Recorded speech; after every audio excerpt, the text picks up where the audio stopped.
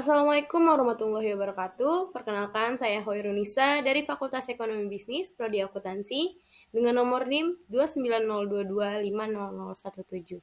Saya merupakan mahasiswa aktif semester 2 dari Universitas Pancasakti. Pada kesempatan kali ini, saya ingin menyampaikan sedikit materi dalam mata kuliah Bank dan Lembaga Keuangan. Materi yang akan saya sampaikan yaitu adalah koperasi. Langsung saja kita masuk ke materinya. Yang pertama ada pengertian dari koperasi. Koperasi adalah organisasi keuangan yang dimiliki dan dikelola oleh para anggotanya yang bertujuan untuk memperoleh kebaikan yang lebih besar. Koperasi mendasarkan kegiatannya pada prinsip pergerakan ekonomi nasional berdasarkan asas kekeluargaan. Sejarah tumbuhnya koperasi ini di berbagai daerah belahan dunia disebabkan oleh ketidakmampuannya dalam mengatasi masalah kemiskinan yang dilandasi semangat individualisme. Koperasi lahir sebagai alat untuk memperbaiki kekurangan dan kelemahan ekonomi kapitalis. Sejarah koperasi. Sejarah mencatat bahwa gerakan koperasi di dunia dimulai pada pertengahan abad ke-18 dan awal abad ke-19. Saat itu, koperasi masih disebut dengan koperasi praindustri.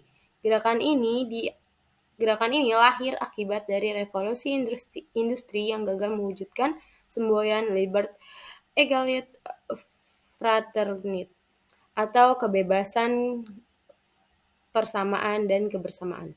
Sekitar tahun 1848, muncul seorang pelopor yang bernama F. W. Raveson. Ia merupakan wali kota di Vlamersveld. Ia menganjurkan agar kaum petani menyatukan diri dalam perkumpulan simpan pinjam. Lalu pada tahun 1849, Haskell's yang berasal dari kota Delitzsch mempelopori pendirian koperasi simpan pinjam yang bergerak di daerah perkotaan. Semboyan koperasi tersebut dianggap gagal karena tidak mampu membawa perubahan untuk para anggotanya, sehingga para anggota duduk bersama untuk bermusyawarah guna menyusun langkah agar dapat menghasilkan sebuah satuan usaha yang bisa dijalankan bersama. Bahkan mereka membuat pedoman kerja dan standar operasional prosedur, atau sering disebut SOP. Prinsip-prinsip koperasi. Prinsip koperasi ini tindakan sistem gagasan abstrak yang memadukan pembangunan koperasi yang efisien dan berkelanjutan. Prinsip kerjasama terbaru yang dikembangkan oleh International Cooperative Alliance adalah yang pertama itu keanggotaan yang bersifat terbuka dan sukarela. Yang kedua ada pengelolaan yang demokratis. Yang ketiga partisipasi anggota dalam ekonomi. Yang keempat ada kebebasan dan otonomi. Dan yang kelima ini ada pengembangan pendidikan, pelatihan, dan informasi. Di Indonesia sendiri telah dibuat UU nomor 25 tahun 1992 tentang perkoperasian. Prinsip koperasi menurut UU nomor 25 tahun 1992, yang pertama ada keanggotaannya yang bersifat sukarela dan terbuka. Yang kedua ada pengelolaan dilakukan secara demokrasi. Yang ketiga pembagian SHU dilakukan secara adil sesuai dengan jasa usaha masing-masing anggota.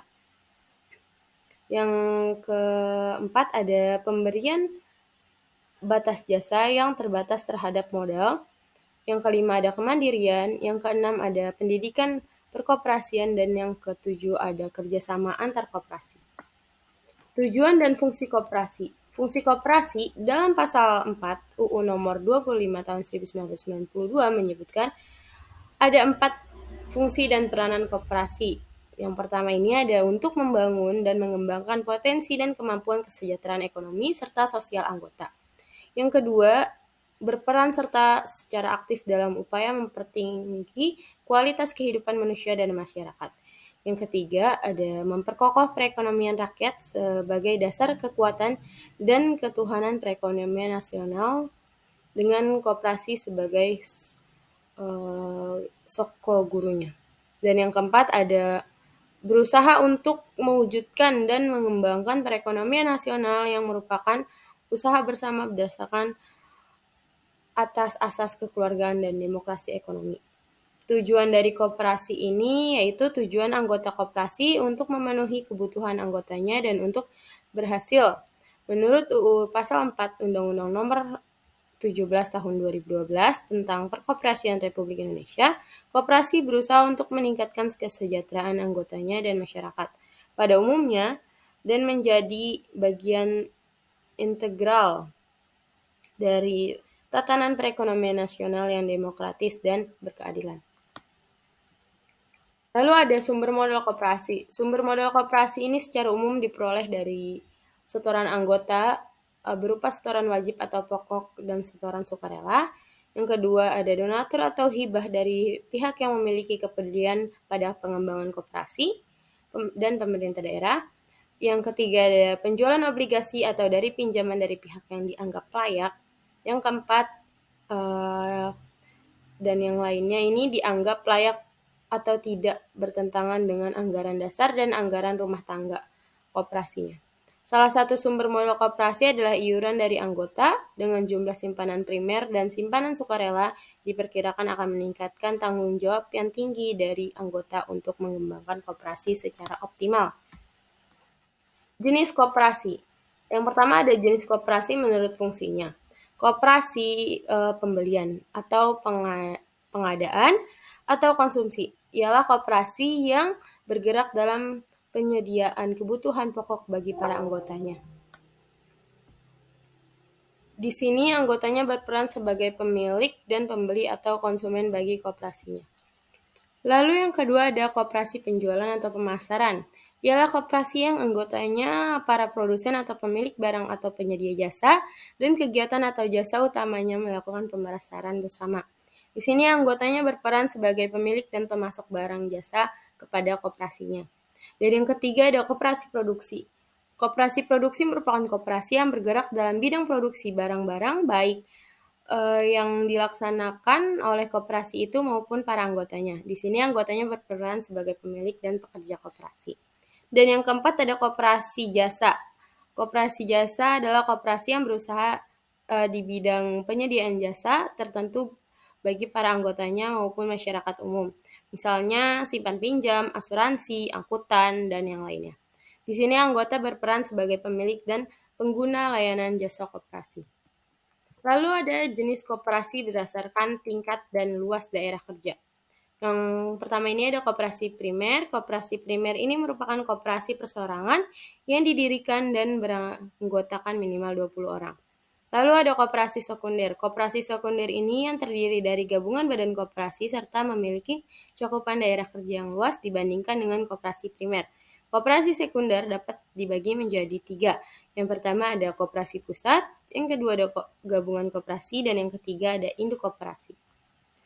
Lalu ada jenis koperasi menurut status keanggotaan. Yang pertama ada koperasi produsen, ya ini koperasi yang anggotanya tidak memiliki rumah tangga usaha atau perusahaan sendiri, melainkan bekerja sama dalam wadah koperasi untuk menghasilkan dan memasarkan barang atau jasanya. Dan kegiatan utamanya ini menyediakan, mengoperasikan, atau mengelola sarana produksi bersama. Yang kedua ada koperasi konsumen. Koperasi konsumen ini merupakan koperasi yang para anggotanya para konsumen akhir atau pemakai barang atau jasa yang disediakan atau ditawarkan para pemasok dari pasar.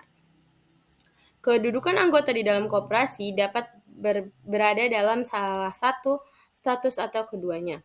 Dengan demikian, pengelompokan koperasi menurut status anggotanya berkaitan erat dengan pengelompokan koperasi menurut fungsinya. Lalu ada jenis-jenis koperasi menurut PP nomor 60 tahun 1959.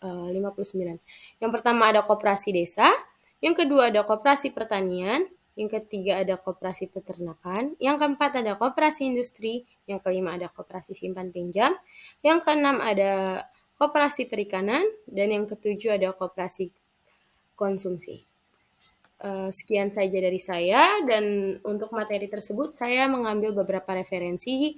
Yang pertama saya mengambil dari ID Wikipedia tentang koperasi, dan yang kedua saya mengambil dari koperasikulonprogo.go.id, dan yang ketiga saya mengambil referensi dari merdeka.com tentang fungsi dan peranan koperasi. Sekian dari saya, kurang lebihnya mohon maaf, bila ada yang salah mohon dimaafkan. Wassalamualaikum warahmatullahi wabarakatuh. Bye-bye.